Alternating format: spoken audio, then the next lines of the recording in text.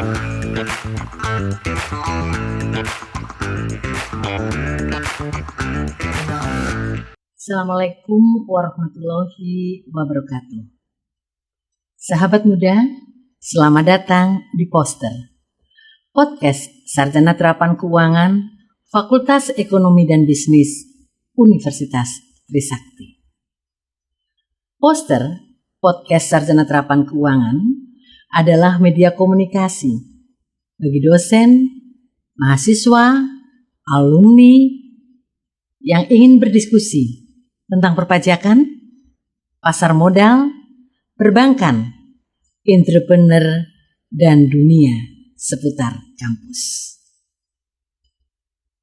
Buah leci dan jeruk santang dibuat sirup, nikmat rasanya. Pak Ahubur, selamat datang. Terima kasih kehadirannya. Terima kasih, Bu Nik. Oke, baik.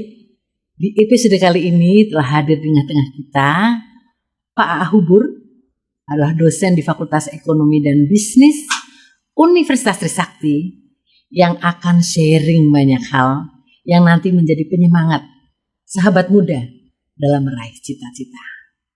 Pak Hubur, saya senang sekali di tengah kesibukan Pak Hubur masih berkenan hadir di acara Poster. Pak Hubur, cita-citanya dulu pengen jadi apa nih, Pak? Baik, terima kasih Bu Ning. Kalau ditanya cita-cita tentu ini tidak akan berubah saya itu ya. Jadi cita-cita saya itu ingin menjadi orang yang multitalenta gitu. Multitalenta ya. Tetapi yang inti apapun profesi saya, mengajar adalah bagian daripada kewajiban dalam hidup saya ini. Oh, jadi mengajar adalah panggilan hidup ya? Bisa dikatakan seperti itu. Sahabat muda, kenapa Pak Hubur hadir di Poster kali ini? Pak Hubur mempunyai cerita yang luar biasa, yang saya yakin nanti setelah mendengar adik-adik semua saat muda, mudah-mudahan ya, akan menginspirasi bahwa kesungguhan dan keyakinan itu akan membuat kita mengalahkan banyak hal ya, sesuatu yang mungkin bagi banyak orang itu berat, itu akan bisa dilewati dengan baik. Yuk kita ikuti cerita dari Pak Hubur. Pak Hubur, tadi kan ingin jadi pengajar ya Pak Hubur, dan saat ini memang Pak Hubur sudah menyelesaikan studinya ya. S3 di mana Pak? S3 di University of Brunei Darussalam. S3 dari Brunei Darussalam. Tapi mari kita ikuti cerita awal sampai Pak Hubur berada di titik ini. Silakan Pak Hubur. Baik, terima kasih atas waktunya Bu Ning.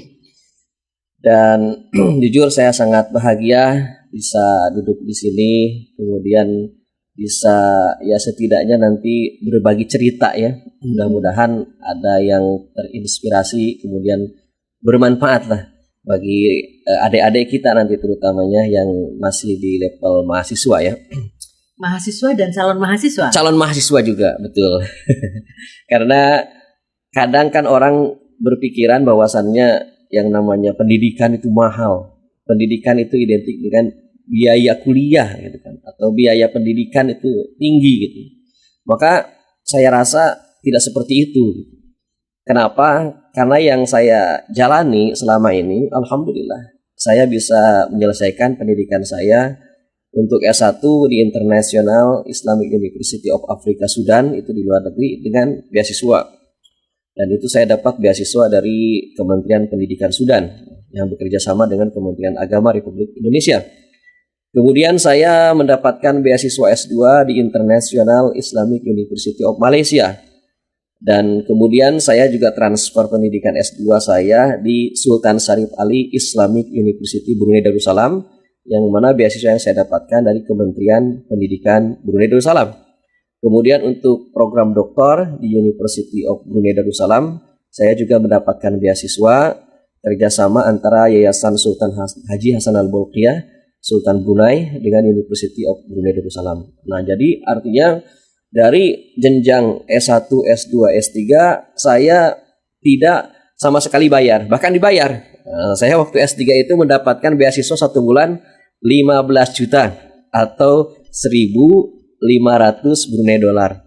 Ya, jadi alhamdulillah Kenapa? Karena di sana memang mahasiswa cukup makmur dan saya tidak terbayang sebelumnya karena memang saya dari keluarga yang katakanlah secara ekonomi ya keluarga menengah ke bawah gitu, golongan keluarga menengah ke bawah. Kalau kita lihat ya dari sisi keluarga dari bapak saya itu SD saja tidak selesai sekolahnya. Jadi sekolah SD saja tidak selesai. Tidak selesai. Kemudian ibu saya hanya sampai SD saja. Tapi lulus ya? Lulus, Oke, ibu saya lulus. Lulus. Kemudian saya punya kakak 2 perempuan. Iya. 2 kakak itu semuanya SD. Tapi saya dalam benak pikiran dulu karena saya ketika sekolah suka senang gitu dengan melihat foto-foto orang sukses itu. Atau biografi orang sukses itu. Jadi kalau kita sering membaca biografi, ketemu dengan orang sukses, Betul. lihat fotonya saja itu menimbulkan keinginan untuk seperti itu. Betul sekali. Jadi saya senang ketika melihat foto-foto orang sukses, ada biografinya saya baca. Nah, maka itu terpatri di dalam pikiran saya. Saya ini setidaknya kalau mau sukses harus punya jenjang pendidikan yang tinggi. Maka sudahlah saya nekat dalam hati saya patrikan bahwa saya harus sekolah dan saya punya cita-cita sekolah ke luar negeri waktu itu pun. Walaupun ternyata itu sejak kapan tuh punya cita-cita sekolah ke luar negeri? Saya awalnya sih punya cita-cita sekolah ke luar negeri ketika saya belajar di tingkat SMP. Kenapa? Karena waktu itu banyak dosen dari orang-orang yang dari Timur Tengah gitu. Mereka ikut mengajar, kemudian terinspirasi. Saya melihat, wah ternyata kalau sekolah ke luar negeri di samping kita free juga kita mendapatkan uang saku gitu. Yang pertama, yang kedua, saya berpikir ketika kita sekolah keluar kita akan mendapatkan berbagai kelebihan. Salah satunya bahasa asing, kemudian jaringan dan lain sebagainya. Iya. Seperti itu. Dan waktunya menjadi lebih luas betul, ya. Betul. Iya, iya. Nah, ketika saya lulus dari dulu saya sekolah SMA-nya itu ngambil jurusan IPS. Saya di pondok pesantren juga, pondok pesantren Darussalam Kasomalang Subang. Saya ngambil jurusan IPS. Setelah lulus, karena pada saat itu saya tidak punya akses ke luar negeri, saya mencoba mendaftar di beberapa kampus di Indonesia. Dan ternyata setelah saya mendaftar, orang tua karena tidak memiliki dana yang cukup, maka saya mengundurkan diri lah dari pendaftaran tersebut. Karena saya berpikir kalau saya daftar juga, kalau nggak ada biaya buat apa? Nah, makanya saya mencoba mencari solusi lain. Saya datang ke setiap kedutaan. Termasuk di sana kedutaan yang saya datangi adalah kedutaan Amerika, kedutaan Brunei Darussalam, kedutaan Saudi Arabia, kedutaan Inggris, kedutaan Sudan. Nah, dari sekian banyak kedutaan yang saya datangin, cuma hanya kedutaan Sudan waktu itu yang nerima. Yang merespon ya? Merespon dan memberikan informasi terkait beasiswa. Nah, akhirnya pada saat itu saya meminta informasi dari kedutaan Sudan itu terkait beasiswa ya. Akhirnya udah, dan itu pun awalnya saya tahu informasi dari teman. Kemudian daftar bersama teman itu, alhamdulillah ya. Setelah kita mengikuti tes, ya, kemudian saya berjumpa dengan pengetesnya itu, dan kemudian kita ngobrol-ngobrol dan tibalah waktu sholat maghrib. Kemudian saya diminta menjadi imam sholat di tempat itu, di kedutaan besar Sudan itu. Lalu setelah sholat beliau mengatakan kamu lulus. Kenapa? Bahasa Arab kamu bagus. Dan saya memprediksi dari soal-soal yang saya isi pada saat itu ya sekitar 85% saya bisa nyatakan benar lah. Nah, akhirnya setelah itu jadi komplit ya sebetulnya. Betul. Untuk soal-soalnya juga bisa menyelesaikan dengan baik. Ditambah tadi pada saat memimpin sholat jadi imam. Bagus suaranya. Betul. Ya, itu seperti itu. Ya. Okay. Akhirnya setelah itu saya tanya kapan pengumuman. Pengumumannya nanti 6 bulan ke depan. Akhirnya setelah itu sambil menunggu pengumuman itu saya juga karena di rumah tidak ada kegiatan, kemudian mau kuliah ke tempat lain juga nggak ada biaya, saya kerja sebagai kuli panggul di Pasar Keramat Jati. Ini menarik banget ya sahabat muda ya. Coba dengar kata-kata kuli panggul. Apa sih yang dibayangkan? Kuli panggul itu seperti apa sih Pak Hubur? Jadi saya itu kalau bangun tidur sholat subuh ke masjid, habis sholat subuh itu karena dikontrakan paman seperti itu ya. Saya pergi ke pasar sekitar jam 5:15. Habis subuh ya? Betul, habis subuh. Kemudian saya nongkrongin orang-orang yang ke pasar. Nah, ketika ada orang yang lewat kemudian saya menawarkan diri. Karena saya juga di samping kuli panggul, saya jualan kantong kresek. Jadi dulu itu kantong kresek harganya 300 rupiah. Saya bilang ke orang-orang yang kelihatan orang itu sedang belanja, saya samperin, Bu atau Pak mau beli kantong kreseknya? Nah, dia jawabnya kalau iya ya jadi beli, ataupun kalau tidak saya tawarin lagi, mau dibawain Bu atau Pak? Oh boleh. Lalu saya bawakan sampai saya ngikutin si orang tersebut. Jadi kita ikut kemana dia belanja, kita ikutin. Nah dalam satu hari itu saya berangkat jam 5:15, kemudian pulang jam 9 malam. Oh iya. Ya, paling dijeda dengan waktu sholat saja, itu saya bisa dapat lumayan, bisa sampai 30.000 gitu. Yang pada saat itu uang 30.000 cukup besar. Tahun berapa itu ya Pak Hubur ya? Itu kurang lebih tahun antara 2001 2001 2002. 30.000 masih lumayan lah ya, berarti bisa untuk makan Betul. sehari 3 kali ya bisa Betul, ya. sangat bisa. Iya. Dan alhamdulillah saya berjalan, seiring berjalannya waktu tersebut 6 bulan tibalah saat pengumuman, dan saya alhamdulillah lulus ke Sudan. Namun ketika saya mau mengambil kesempatan beasiswa tersebut, diinformasikan kepada saya dari pihak kedutaan itu bahwasannya tiket pesawat harus beli sendiri. Itu tiket pesawat kurang lebih harganya ya sekitar 7 jutaan lah. Masalah baru lagi. Akhirnya saya nggak jadi berangkat gitu ke Sudan. Kenapa? Karena nggak ada biaya lagi gitu kan. Karena kalau meminta ke orang tua pun ya orang tua dari awal memang sudah angkat tangan gitu, tidak ada dana. Kemudian saya kembali lagi ke pasar lagi. Jadi saya berjualan lagi di pasar. Oh, kalau tadi kuli, sekarang berjualan atau berjualan tas tadi? Enggak. Jadi ketika pertama itu hanya kita istilahnya jadi kuli panggul dan berjualan ini kantong. Nah, Kantong pas tas, setelah setahun kurang lebih ada orang yang kadang orang itu misalkan minta bantuan kita. Ya kita kenalan, kemudian kamu tunggu di sini katanya. Nanti saya ada beberapa lapak nih gitu. Nah nanti saya nunggu barang itu kayak sayuran barangnya, kayak kol, kemudian wortel, kayak kentang. Gitu. Saya nongkrongnya aja di sana. Nanti ketika ada yang belanja saya ngeladangin. Setelah itu baru sorenya saya lapor. Nah nanti baru dikasih ke saya ininya income-nya lah. Gitu. Iya.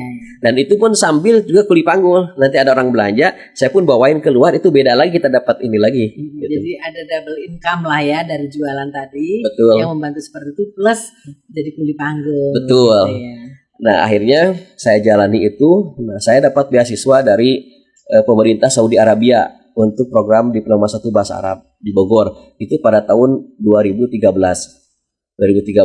dan saya selesai 2003. Dari tahun 2000 sampai 2003. Nah 2003 itu saya daftar kuliah karena ada peluang beasiswa itu Diploma 1 di Bogor.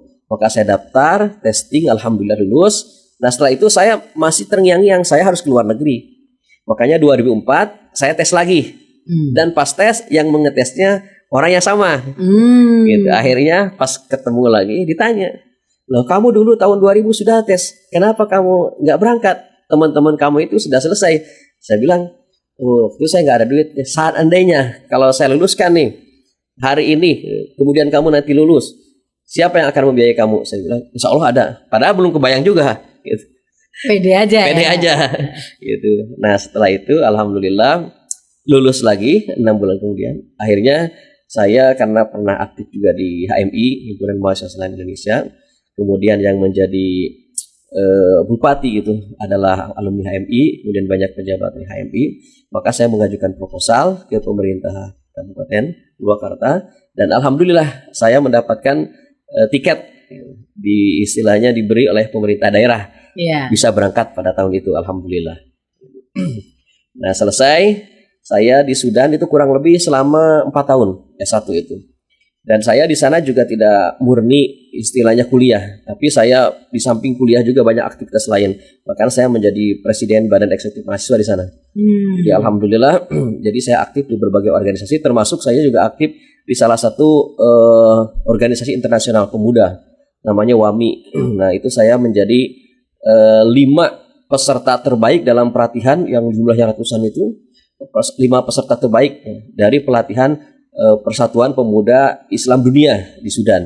Alhamdulillah dapat Persatuan Pemuda Islam Dunia. Ya. Okay. Itu, namanya WAMI. Kemudian setelah S1 selesai, saya waktu itu mendapatkan bonus haji. Dalam artian kita setiap mahasiswa itu yang sudah mau selesai dari Kementerian Agama itu kerjasama dengan kedutaan besar di Sudan itu memberikan fasilitas untuk berhaji. Tapi di sananya kita di samping berhaji juga membantu dan melayani para jemaah haji. Maka saya ikut juga. Nah, haji itu sebetulnya bagi kami ya, karena ketika di Sudan, kalau teman-teman yang lain mendapatkan transfer itu setiap bulan, ada setiap 2 bulan, 3 bulan, saya ke siapa gitu kan. Nah, saya tidak bisa mendapatkan transferan, makanya saya juga di sana sambil bekerja. Saya kerja menjadi petugas keamanan di malam hari di kantor kedutaan besar kantor kedutaan besar Indonesia di Sudan. Nah, jadi kita tugasnya dari jam 6 sore sampai jam 6 pagi. Biasanya kalau bertugas seperti itu ngapain aja nih Pak? Kita sebutnya masuk ke kantor, kemudian ya duduk-duduk aja. Nanti setiap misalkan 1 jam sekali kita keliling sambil bawa senter gitu. Ada yang mencurigakan nggak? Kalau nggak ada, ya ada udah. kejadian yang mungkin tidak terlupakan nggak gitu? Kalau selama saya bertugas ini aja sih aman-aman saja. Aman-aman Ya, saja. tidak ada kendala apapun. Tapi pernah nggak ada kejadian yang di luar tugasnya Pak Hubur itu di sana? Apa yang terjadi biasanya tuh gitu? Biasanya sih kadang ada maling ya begitu. Nah, kalau teman-teman kan mungkin di antara teman ada yang pernah mengalami terjadinya kemalingan. Tapi alhamdulillah ketika saya berada di sana sebagai petugas keamanan itu tidak pernah ada. Alhamdulillah. Ya. Nah, cuma ada salah satu kisah menarik juga ketika saya di Sudan itu saya kan di samping sebagai mahasiswa, saya juga sebagai wakil ketua asrama. Jadi di sana itu satu asrama itu diisi oleh kurang lebih mahasiswa dari 60 negara. Ya, nah saya sebagai wakil ketua asrama. Ketika saya jadi wakil ketua asrama, saya tuh tugasnya membangunkan setiap mahasiswa. Itu kurang lebih 1 jam lah kita keliling. Karena waktu subuh jam 5 setengah 6 ya, kita jam setengah 5 udah bangun. Kita keliling. Nah, suatu hari saya keliling, ada orang Afrika. Dia di satu kamar, kemudian saya bangunkan. Ketika dibangunkan itu dia marah ke saya. Kemudian dia mengatakan kepada saya, "Ya walad saghir, amshi anta." Itu artinya, "Wahai anak kecil, pergi kamu." Saya merasa ini juga istilahnya tidak nyaman dengan kata-kata itu. Maka langsung saya bilang, "Wahai Aswad," atau "Wahai ya Aswad, kum anta." Langsung dia marah. Dia dari Nigeria itu. Nah, jadi ketika dia bilang ke saya, dia bilangnya ini, "Wahai anak kecil," gitu. Karena kita orang Indonesia kecil-kecil. Iya, betul. Kecil-kecil. Pergi kamu. Gitu. Karena dia merasa terganggu tidurnya kan. Ketika saya bangunkan, kamu dibangunkan. Terus saya bilang, "Kamu wahai orang hitam, bangun," saya bilang gitu. Akhirnya setelah itu kita terjadi clash. Tapi kalau mukul enggak. Selama seminggu terjadi clash, enggak saling bertanya. Akhirnya dipanggil lah sama pimpinan kita, ada namanya pembina asrama itu dari dosen, lalu dikumpulkan. Kamu Aubur sebagai pengurus asrama dan kamu orang Nigeria namanya tuh Ali sebagai anggota asrama ini. Apa yang terjadi dengan kalian? Kenapa kalian kelihatannya tidak akur katanya? Nah, akhirnya saya bilang begini, Pak. Saya ini kan sebagai wakil ketua asrama, tugas saya salah satunya membangunkan setiap subuh. Ketika saya bangunkan, orang ini tidak mau bangun, kemudian saya nyalain lampunya. Dan dia bilang ke saya, "Anak kecil," saya bilang. Otomatis saya merasa itu adalah sebuah kata-kata yang tidak baik. Nah, makanya saya bilang, "Wahai Aswad," gitu kan. "Wahai orang hitam," saya bilang. Terus kata pembinanya itu, "Oke, sekarang begini. Berarti kamu yang salah mengawali," katanya. Bilang dia orang kecil katanya. "Nggak boleh seperti itu." "Tapi saya nggak terima," kata dia. "Saya dibilang orang hitam." Terus kata muslimnya itu, kata pembinanya, "Oke, kalau kamu nggak mau dibilang orang hitam, mau kamu dibilang orang putih?" Dia diam kan. "Kamu kan hitam juga kan?" Jadi pas kalau kamu dibilang hitam nggak apa-apa gitu kan. Nggak mau saya, karena merupakan suatu aib bagi orang negro ya atau Afrika kalau dikatakan sebagai orang hitam. Akhirnya dia marah juga di sana. "Kamu walad sogir," kata. Ngomong katanya, "Saya sebagai orang hitam, saya merasa terhina. Kamu nggak baik seperti itu." Saya bilang, "Ana soghiru hajman kabiru aqlan." Saya ini kecil badan, tapi otak saya gede, saya bilang gitu. Dia terdiam kan. "Kok bisa berkata begitu?" "Ya," saya bilang, "saya ini udah masuk ke level wakil ketua asrama. Soghiru hajman kabiru aqlan." kecil badan, otak gede, saya bilang. Gitu. Kalau kamu, saya bilang, kamu mau dibilang orang putih, kan salah saya bilang orang putih. Kamu orang hitam kan? Dibilang orang hitam, kamu nggak mau. Maunya apa? Saya bilang. Akhirnya kata Muslim, udah, berarti dalam hal ini kamu ahubur bener. Nah, ini salah. Akhirnya bermaaf-maafan. Nah, itu salah satu ceritanya. Iya, iya. Seru ya. Itu Seru kalau sekali. kita bercerita, mungkin bukan rasis ya, tetapi intinya karena diawali tadi ya, kecil ya. Iya, saya merasakan tuh waktu di Tanah Suci, perasaan kalau ukuran badan saya ini termasuk besar ya, tinggi besar. Tapi begitu sampai ke sana, saya kok mungil gitu ya. Lah mereka berbadan besar seperti itu gitu ya. Ya, istilahnya apa namanya, memang beda negara ya, kita kondisinya itu berbeda. Ya, Pak Hubur tadi cerita mengenai jadi kuli, kemudian apa namanya akhirnya berdagang. Tapi kalau kemudian sekarang posisinya sebagai dosen, kemudian meraih S3 itu, saya mau nanya belajarnya kapan ya Pak Hubur? Jadi kalau saya sih prinsipnya, kita itu kan yang namanya belajar itu adalah sebuah tuntutan, kewajiban. Ya. Artinya kita untuk mencari bahan bacaan gitu kan, tidak mesti dari buku. Mendapatkan ilmu itu kan sumber-sumbernya bisa dari buku salah satunya, bisa juga media internet sekarang itu, bisa juga dengan ketemu orang. Orang itu kan jauh lebih valid ilmunya kan, daripada hasil karyanya. Maka saya sering bertemu dengan banyak orang dan itu menjadi tambahan ilmu bagi saya. Jadi artinya kalau menurut hemat saya, belajar tidak selamanya harus dengan buku gitu, tapi bisa juga kita melakukan talaki. Karena kalau kita melihat para ulama itu tahu dalam perspektif Islam, seseorang itu dikatakan sebagai orang berilmu ya, kalau dia itu belajar secara talaki. Talaki itu langsung dengan orang yang punya ilmunya, nah, bukan hanya semata-mata membaca bukunya. Iya, gitu. Iya, betul. Nah, sementara sekarang kan udah bergeser paradigmanya. Orang lebih senang kepada membaca buku saja atau kepada media internet saja tanpa mengklarifikasi. Iya. Nah, sementara kan kita tidak tahu, siapa tahu pendapat orang ini setahun sekarang seperti ini, 20 tahun ada perubahan.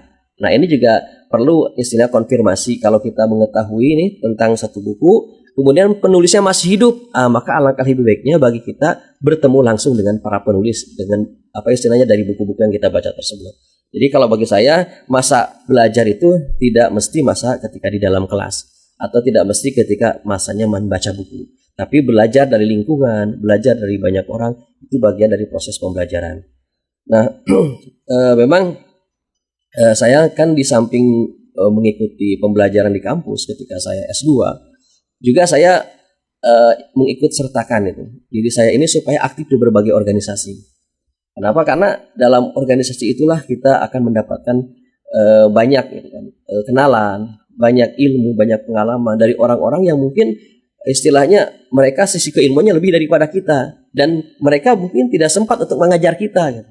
Karena organisasi itu kan ada memang yang basisnya tentang keilmuan, ada yang basis tentang sosial, ada yang basis keagamaan. Nah, saya masuk lebih dominan dalam organisasi-organisasi yang berkaitan dengan dunia akademik gitu. Seperti itu. Ya, sahabat muda, tadi sekilas apa yang disampaikan oleh Pak Hubur ini luar biasa sekali ya. Untuk adik-adik sahabat muda yang saat ini sudah mengenyam pendidikan tinggi, jangan lupa, jangan hanya belajar. Artinya jangan hanya kegiatan akademik saja yang diikuti, tetapi ikutilah kegiatan-kegiatan non-akademik yang dipastikan itu sangat mendukung kesuksesan sahabatan muda pada saat bekerja nanti. Begitu ya Pak Hubur ya. Jadi kegiatan-kegiatan non-akademik di kampus-kampus tersedia begitu banyak, silahkan dipilih ya. Dan untuk adik-adik calon mahasiswa di Prodi Sarjana Terapan Keuangan, Fakultas Ekonomi dan Bisnis Universitas Trisakti banyak sekali memiliki kegiatan-kegiatan non akademik yang nantinya bisa diikuti kalian kalau sudah menjadi bagian keluarga besar Sarjana Terapan Ekonomi di Fakultas Ekonomi dan Bisnis Universitas Trisakti. Oke, Pak Hubur, kalau nggak salah Pak Hubur juga punya bisnis ya saat ini ya Pak Hubur ya. Jadi sudah jadi dosen, kemudian kegiatannya yang lain adalah pendakwah juga ya Pak Hubur ya. Juga sekarang membina umat dengan cara berentrepreneur. Apa yang bisa disampaikan ke sahabat muda?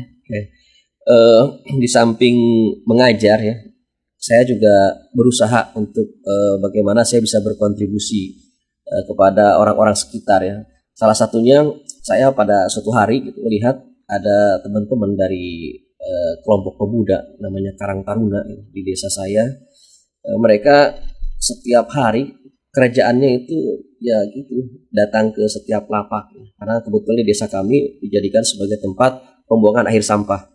Nah, ada lapak-lapak di sana tempat orang-orang memungut ya, sampah tersebut, kemudian nanti dijual keluar. Kemudian para pemuda dari Karang Taruna tersebut meminta jatahnya, gitu. Katakanlah japrem, jatah preman gitu. Iya. Nah, maka saya melihat fenomena seperti Jadi kayak itu. pungli ya. Betul, pungli. Ya, melihat fenomena seperti itu saya merasa, wah ini kalau dibiarkan kasihan juga. Kenapa? Karena saya tanya kan, ini untuk apa uang tersebut? Dia bilang ya untuk kebutuhan kami, untuk nafkahi istri, nafkahi anak. Dalam pikiran saya, kalau misalkan untuk kalian ya terserahlah kalian urusannya nanti. Gitu kan. Tetapi kalau misalkan diberikan kepada anaknya, ini kan generasi kita akan rusak nanti. Kenapa? Karena dia dikasih makan dari harta-harta yang tidak halal. Gitu. Makanya saya waktu itu punya ide dan saya sampaikan kepada para pemuda tersebut yang di dalam wadah Karang Taruna, gimana kalau kita mengelola sampahnya aja, dan artinya kita buat semacam usaha yang mengelola atau mendaur ulang sampah tersebut. Mereka juga awalnya tidak habis pikir ya gimana caranya. Kemudian saya bilang gini, saya akan buat sebuah saung walaupun kecil tapi nanti kita berdayakan semaksimal mungkin. Akhirnya kita buatkan, kemudian kita beli timbangan. Jadi si pembawa sampah itu dari berbagai macam perusahaan ya, itu kita beli. Akhirnya oke lah, dan saya lapor ke desa mensupport bahkan membantu. Saya waktu itu punya modal 15 juta. Jadi setiap sampah itu yang datang di kilo ya, kemudian dibeli seperti misalkan botol plastik ini nih ya, ada campurnya di dalamnya itu, misalkan dalam satu karung itu ada botol plastik, ada aluminium, ada besi, ada beling dan lain sebagainya. Nah nanti kita beli dalam 1 kilo 1.200, kemudian kita pisah-pisahin.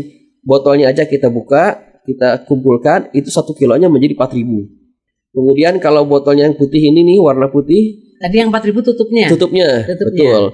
Kemudian botolnya saja ini, karena ini nggak ada garis-garis hijau ya nggak ada garis-garis biru. Kalau aqua biasanya ada. Nah ini kita jual, bisa 1 kilonya itu 3.500. Nah, kemudian nanti ada jenis besi itu kita jual 1 kilo 5.500 sampai 6.000. Kemudian aluminium ini bisa sampai harga 8.000. Jadi dalam 1 ton itu kita beli cuma 1.200.000, maka kemudian kita jual dikalkulasikan ya, itu bisa mendapat 3 juta sampai 4 juta. Wow, berlipat ya. Iya betul. Makanya kita 1 hari atau 2 hari maksimal bisa dapat 1 ton. Nah kita bagi hasil. Jadi saya bilang buat saya 30%, kemudian buat para pemuda silakan 70%. Dan alhamdulillah sudah setahun berjalan, sekarang sudah tahun kedua. Jadi dulu sama saya dikelola, saya ikut terjun langsung selama 1-2 bulan. Setelah itu saya lepas, sampai hari ini saya lepas. Tetapi alhamdulillah ini semua bisa dijalani dengan baik, dan otomatis juga ini bisa memberikan peluang kerja ya kepada para pemuda yang asalnya nganggur. Sekarang kita punya pekerja kurang lebih 6 orang yang ikut untuk bergabung dalam Karang Taruna tersebut. Luar biasa nih Pak Hubur. Tadi sudah cerita banyak bagaimana menempuh studi, kemudian sekarang mempunyai usaha juga ya. Pertanyaan saya, mimpi apa yang belum terwujud nih Pak? Kalau mimpi ya, karena saya punya prinsip khairun nas anfa'uhum linnas. Sebaik-baiknya manusia itu adalah manusia yang bisa memberikan manfaat kepada orang lain. Maka semakin besar dia memberikan manfaat kepada orang lain, maka itu semakin baik orang tersebut. Nah, saya selama ini ingin ya, punya sebuah yayasan lah, atau institusi atau lembaga yang dimana membidangi 3 aspek. Yang pertama aspek pendidikan, ekonomi, sosial, dan keagamaan. Dalam artian sampai saat ini saya dari sisi pendidikan alhamdulillah sudah membangun yayasan dan ada sekolah. Dalam artian sekolah ini walaupun belum besar, masih kecil, sudah berjalan. Kemudian sosial juga kami suka memberikan bantuan hampir setiap bulan ya, sudah kita agendakan untuk fakir miskin dan yatim piatu. Kemudian untuk keagamaan juga setiap bulan Ramadan ya, kita tiap hari buka bersama ya, dan kita yang mensubsidi untuk buka bersama tersebut. Tinggal yang bidang ekonomi ini. Jadi karena bidang ekonomi ini sangat penting bagi kami ya sebagai pengelola yayasan, maka selama ini kami tertumpu kepada pihak-pihak tertentu yang memberikan bantuan ya. Tetapi ke depan ya, mimpi saya itu kita tidak lagi mengandalkan pihak luar untuk memberikan sumbangan atau sebagai investor atau sebagai donatur. Tapi kita ingin dari yayasan kita untuk yayasan kita. Artinya kita punya beberapa badan usaha lah ke depannya. Supaya nanti kita istilahnya cukup misalkan menerima wakaf 1 kali, kemudian dari hasil wakaf itu kita olah, kita kembangkan, dan kita subsidikan hasilnya untuk kegiatan tadi sosial, kegiatan keagamaan, kegiatan pendidikan. Itu mungkin mudah-mudahan ke depan mimpi saya ini untuk menghidupkan yayasan dari berbagai aspek ini bisa terwujud gitu. Amin ya Rabbil Alamin ya. Mudah-mudahan ya Pak Hubur. Mungkin Pak Hubur juga tahu bahwa Trisakti saat ini sebagai Entrepreneur University ya. Terus seperti itu. Jadi apa yang sudah dilakukan Pak Hubur, saya yakin kedepannya akan memberikan manfaat yang lebih banyak ya kepada masyarakat. Tadi berbagai aspek ya, dari ekonomi, dari sosial ya. Semuanya lengkap lah, komplit. Kira-kira hambatan apa sih yang biasanya dihadapi untuk bisa mencapai tersebut dan bagaimana solusi yang sudah dilakukan? Yang pertama, saya itu kadang mencari partner ya, dalam artian mencari orang-orang yang punya ide sejalan dengan saya. Visi sama ya. Betul. Nah itu yang susah. Kenapa? Karena selama ini ketika kita mengajak orang, maka dari sekian orang gitu kan yang kita ajak, mungkin dominan mereka lebih cenderung berharap terkait dengan istilahnya insentif gitu kan. Betul. Nah sementara kita sudah tidak berpikir itu gitu. Kita berpikir tetapi kita mencari di jalan lain gitu. Misalkan saya dengan menjadi dosen kan untuk keperluan saya itu bisa tertutupi. Tapi untuk bidang lain saya menjadi misalkan Dewan Pakar di Dewan Masjid Indonesia Kabupaten Purwakarta, saya menjadi Dewan Pakar di Ikatan Cendekiawan Muslim Indonesia, saya juga menjadi Dewan Pengawas Syariah di Koperasi Jasa Keuangan Syariah, saya menjadi Ketua Dewan Pengawas Syariah di PT Profit Bersih Indonesia, saya juga menjadi Ketua Dewan Pengawas Syariah di Koperasi Kita Bersama gitu kan. Itu semua kan istilahnya adalah pekerjaan yang sifatnya sosial gitu. Betul. Nah, adapun banyak orang ketika kita ajak untuk berpartner, mereka berpikiran ini ada profit, nah, sehingga tidak ada titik temu. Nah, ini yang agak kerepotan. Jadi mencari partner yang sama-sama dalam satu titik untuk berjuang itu tidak mudah. Nah, sementara harus dengan motivasi yang sama. Betul, ya Pak ya. Harus motivasi yang sama. Yang kedua, saya juga dalam mengembangkan SDM gitu kan, tidak mudah seperti apa yang saya lewati perjuangan itu dari istilahnya susah-susah dulu itu. Saya mau ada gitu generasi junior itu. Susah zaman sekarang. Kebanyakan kepengennya langsung enaknya saja gitu. Tidak mau perjuangan dari titik nol. Nah ini juga tidak mudah mendapatkan generasi yang siap untuk berjuang gitu. Iya. Generasi tangguh yang siap berjuang dalam kondisi apapun ya Pak. Betul. Bahkan saya sempat ada yang bertanya kepada saya, Pak, bagaimana saya mau mendaftar beasiswa ke Brunei? Ketika itu saya kasih tahu ini proses seperti ini, kemudian aplikasinya diisi, minta rekomendasi dari para dosen, kemudian setelah itu nanti si aplikasi ini dikirim. Sudah gitu lengkap semuanya. Semuanya udah lengkap termasuk ijazah TOEFL-nya itu. Tiba-tiba tidak diterima. Dia marah kepada saya. Pak, ini kenapa? Kok misalkan saya udah melengkapi semua persyaratan untuk mendapatkan beasiswa ke Brunei, padahal saya itu untuk membiayai ini administrasi semuanya tidak dengan uang sedikit loh Pak, terjemah ijazah gitu kan dan lain sebagainya.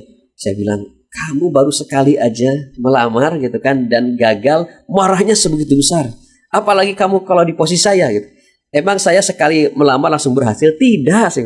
Ke Sudan aja saya kan beberapa tahun menunggu. Ke Brunei pun itu bukan sekali saya mengajukan. Tidak ada yang instan ya Pak. Betul sekali. Gitu. Seperti itu ya. Jadi jiwa fight-nya zaman sekarang mungkin agak melemah gitu. Iya.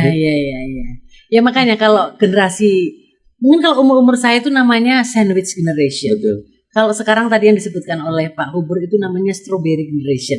Yang kalau ketekan dan lain sebagainya udah lemah sekali. Itu seperti itu. Disebutkan kayak gitu. Jadi sudah ya Pak ya, beda lah ya. Betul. Padahal zamannya Pak Hubur tadi kalau dari jalan ceritanya Pak Hubur begitu banyak rintangan yang dihadapi, tapi ya kita lewati dengan ikhlas. Betul. Kita lewati dengan senyum, Betul. tidak mengeluh dan lain sebagainya. Betul. Itu seperti itu. Betul. Ya. Baik Pak Hubur. Pak Hubur, terima kasih banyak nih kehadirannya di poster pada hari ini. Sangat luar biasa, ini menginspirasi sekali ya sahabat muda. Saya kira di episode sebelumnya itu juga disampaikan bagaimana kita harus jadi orang yang tangguh, yang kuat, dan kita harus katakan bisa untuk melewati hal-hal sulit yang mungkin dilihat tidak mungkin ya. Karena sebetulnya kalau kita mau sungguh-sungguh dan terus berdoa, manjada wajada ya. Betul. Insya Allah itu nanti akan terwujud. Seperti yang tadi disampaikan oleh Pak Hubur, pernah menjadi kuli di pasar, pernah berdagang, tetapi pantang menyerah. Terus belajar, terus bersilaturahmi, ya kan? Betul. Ini kan karena silaturahmi juga ya. Iya. Dan akhirnya sampai detik ini Pak Hubur mempunyai pencapaian yang luar biasa. Jadi dosen, sudah doktor, kemudian menjadi Dewan Pengawas Syariah di banyak tempat ya Pak ya. Yang levelnya juga sampai nasional, kemudian entrepreneur. Insya Allah kehadiran Pak Hubur ini nanti akan ditunggu umat karena memberikan manfaat yang besar untuk banyak orang. Terima kasih Pak Hubur atas kehadirannya. Sebelum selesai acara poster hari ini akan saya berikan pantun. Burung walet dan burung sriti sama-sama pemakan serangga. Mari bergabung dengan sarjana terapan keuangan FEB Trisakti. Lulusannya membuat bangga. Luar biasa. Terima kasih Pak Hubur. Sama-sama Bu Ning. Sampai jumpa pada episode berikutnya. Baik, terima kasih Bu Ning. Ya, sama-sama.